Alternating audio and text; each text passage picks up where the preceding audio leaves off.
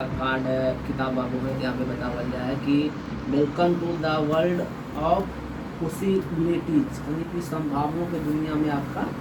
स्वागत है। तो यहाँ पे जब चित्राबो है ना, तो यहाँ पे पहले अपने अपना दिमाग काम करो है कि हमको यहाँ पे किस तरह से बोलना है ना।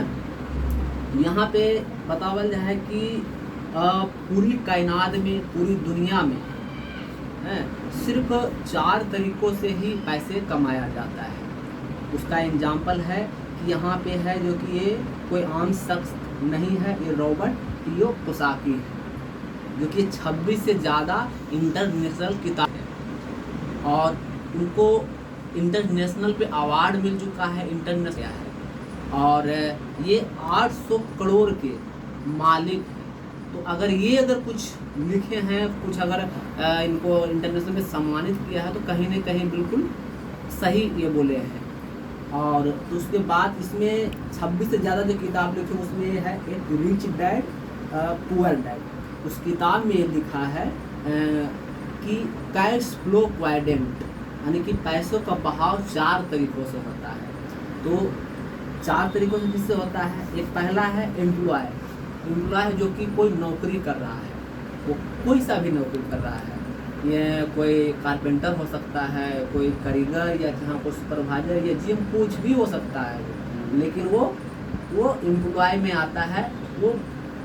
काम समय के बदले में वो वहाँ पे जो समय देता है उस समय में, और उसको जो चीज़ मिलता है महीना में है, उसको क्या बोलते हैं, तनख्वाह या सैलरी, और वो होता है सीमित ही मिलता है उसको पैसा, एक लिमिट पैसा मिलता है, उससे ज़्यादा वो नहीं कमा सकता। और ये सेम एम्प्लॉयड जो है, ये भी यही कैटेगरी में आता है। सेम एम्प्लॉय के एक बहम है लोगों कि मैं एक बिजनेसमैन, जैसे हो सकता है कोई दुकानदार किया, उसके पास हो सकता है 5 से 10 लोग एम्प्लॉय उसको काम करता होगा, लेकिन वो भी अगर दुकान खोलेगा उसके पास भी 24 घंटे ही टाइम है ना।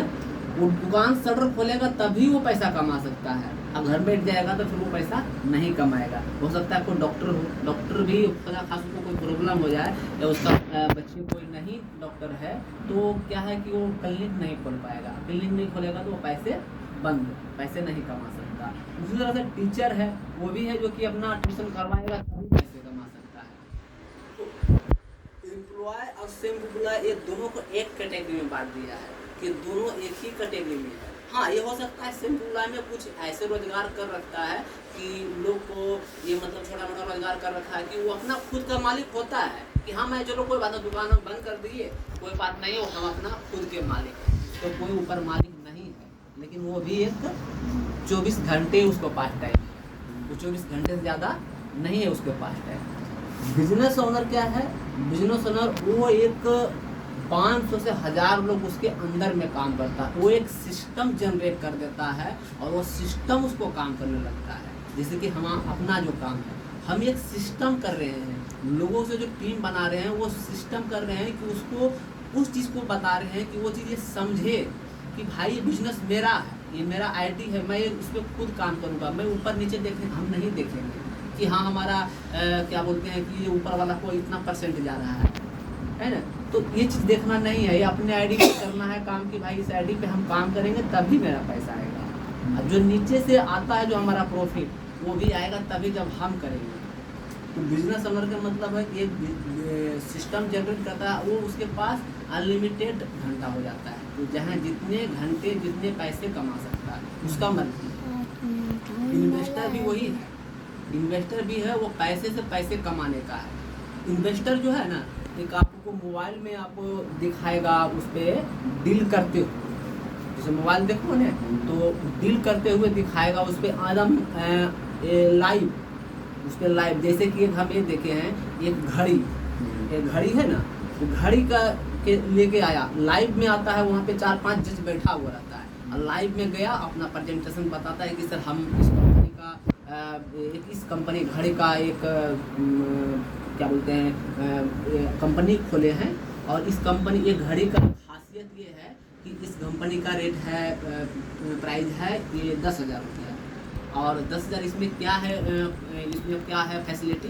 कि इसमें आप बच्चे अगर बच्चे को देखा जाए तो घड़ी दिया जाए तो इसमें ये सेफ्टी है कि इसको अगर दबा दिया एक बार, अगर उसे कुछ लगे कि मुझे साथ में कोई छेड़छाड़ कर रहा है या कोई प्रॉब्लम है, तो एक बार अगर कर दिया ना तो उसके पास लोकेशन चला जाएगा, घर में चला जाएगा इसका मोबाइल पे। अगर दूसरा बार दबा दिया ना तो उसके पास हो सकता है कि रिकॉर्डिंग चला जाएगा जहाँ जो बात हो रहा है। अगर तीसरा का कहीं दबा दिया और यहाँ पे तो वो वीडियो रिकॉर्डिंग होने लगेगा कि ये कहाँ पे है। तो इस तरह के वो फैसिलिटी बताता है। उस तरह से बहुत से कंपनियां हैं ना, वहाँ पे डायरेक्ट डील होता है, लाइव वो तो हुआ ही, और वो एक तरह से सरकारी के वहाँ पे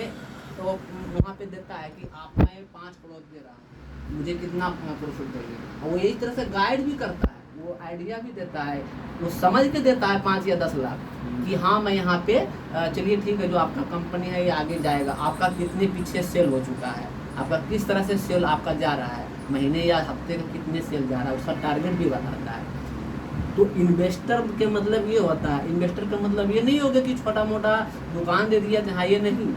जैसे कि जितेंद्र है, ऐसे इसको पास है,